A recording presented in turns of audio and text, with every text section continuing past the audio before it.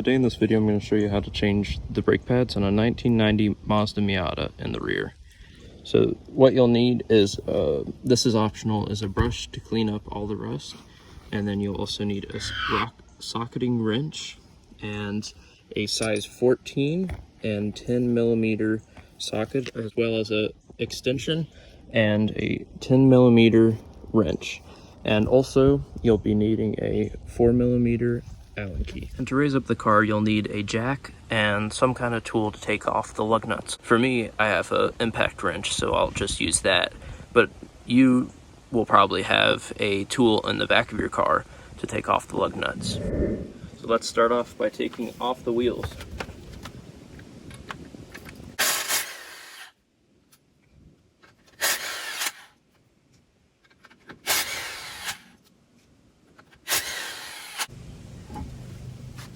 The first step to removing the brake calipers from a 1990 Mazda Miata is to first remove the cover right here. This little cap is a 14 millimeter, and behind that there will be the 4 millimeter Allen key. So you want to get there and get your 14 millimeter on there and break it loose and take it out. It helps if you use the extension during this step.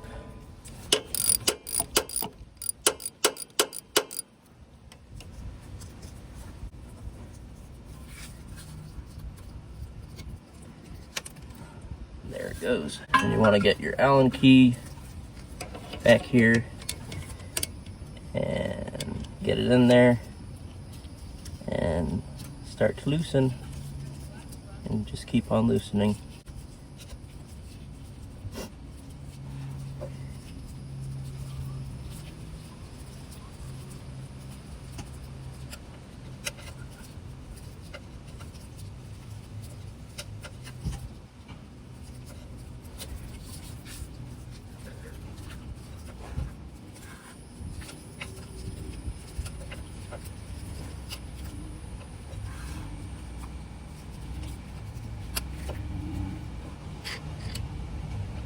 Once you get it out, it'll look like this, but you want to keep that in there.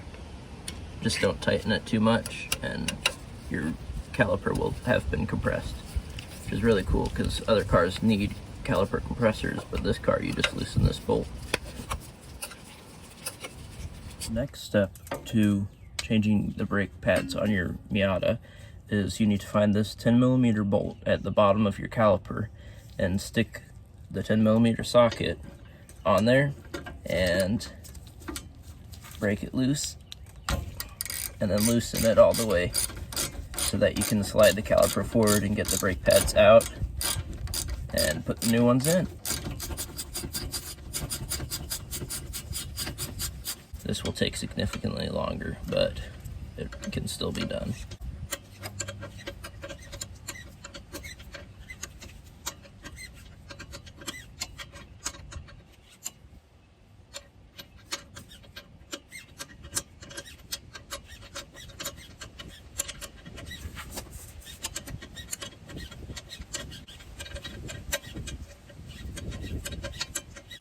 Once you get that bolt loose, you can now pivot the caliper like that, and now you can get your old worn out brake pads out of there,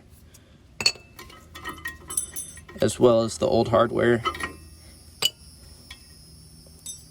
And now you can clean stuff up.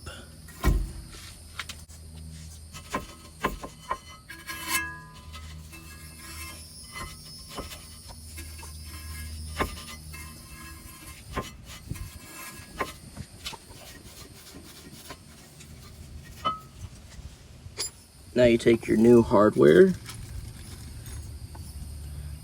and you want to put some grease on there, especially for this one up here, because it'll help keep it stuck there while nothing else is there, because otherwise when you put this there, it'll go on there and just fall off like it just fell out of my hand.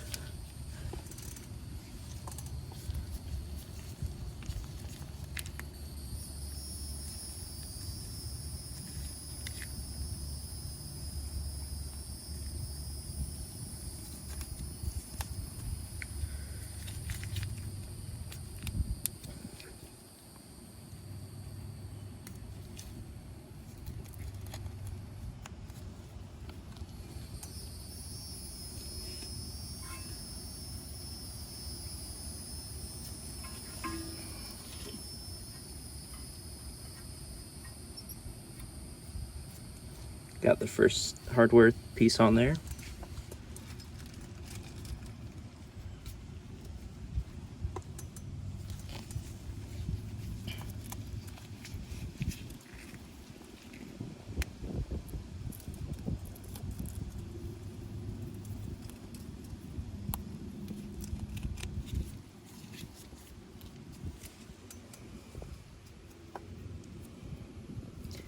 Now I have my second hardware piece on there. Now guess what comes next? Brake pads. For this front one, you don't need to put any grease on there because it's not going to be contacted on the back quite as much as the one that will go on the back, because the piston will be pushing on there. So it's recommended that you put some grease on there so that it doesn't seize up or rub away stuff over time, and then keeps it nice and lubricated.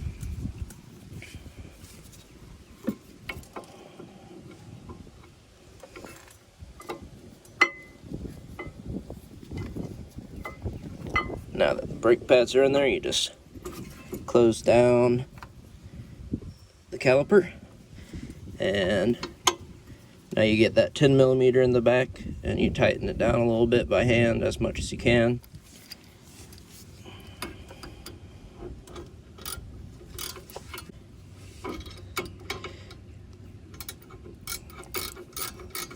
I don't feel like doing it with the regular socket, so I'm going to do it with the ratcheting wrench and see how far I can get.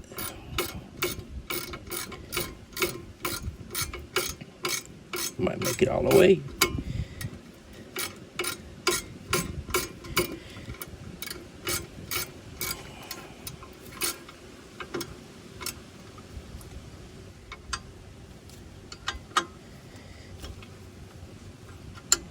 Now the 10 millimeters all snugged up, nice and tight, and your brake pads are on. Now we just put the wheel back on.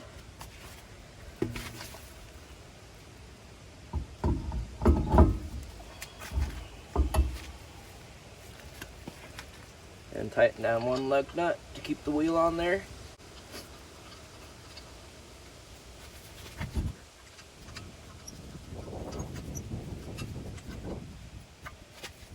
Tighten all the lug nuts down by hand.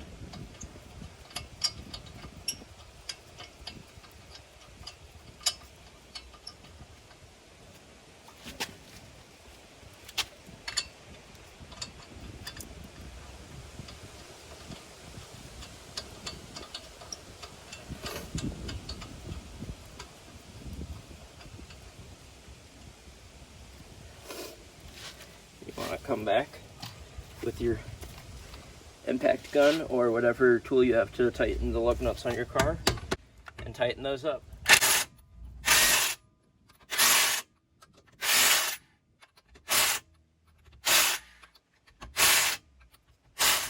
Now we just have to take the car off the jack stands.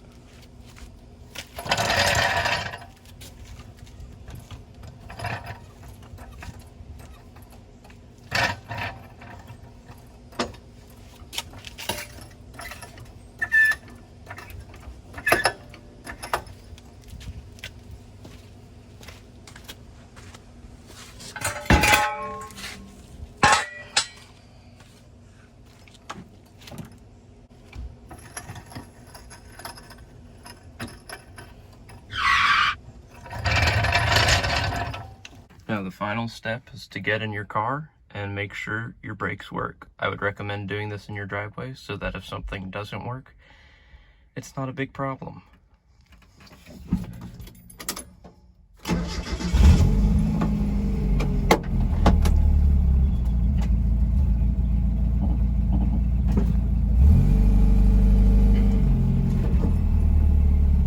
That works. You also want to check if you have a manual car, you want to check if emergency brake works, and it does.